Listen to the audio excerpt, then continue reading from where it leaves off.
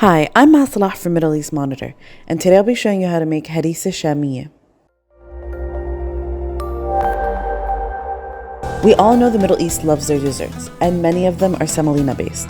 We've had it with coconut, stuffed with cream, and even used condensed milk instead of syrup. I've made several variations of semolina cakes, known as harissa, basbousa, or namura.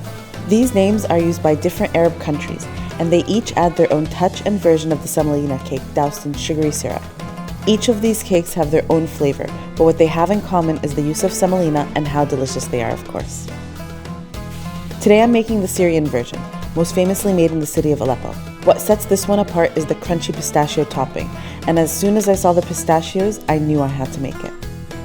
This harissa not only has a different texture to other versions because of the different topping, but also because of the way it's mixed and the variation in ingredients. The syrup is your standard sugar syrup used in most Middle Eastern desserts. The most important rule is mixing the sugar until it's dissolved before it comes to a boil to avoid any crystallization. You also want to make sure your syrup is room temperature before pouring it over the hot cake so that it's absorbed properly. Semolina-based cakes usually involve adding the ingredients to a bowl and mixing with a wooden spoon or spatula. But in this version, the semolina is rubbed with the butter to make sure each grain is coated.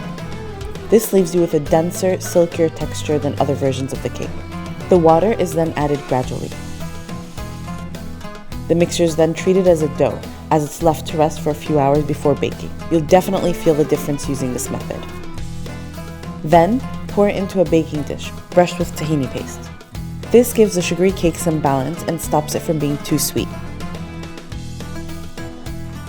Press the pistachios into the batter and bake until you have a lovely, slightly golden crust. Soaking the pistachios in water is what keeps them from burning while the harissa bakes. The secret to getting the syrup absorbed into the dense cake is to cut it 5 minutes after it's removed from the oven and then adding the syrup. Serve this with a cup of steaming hot tea and enjoy this delectable dessert.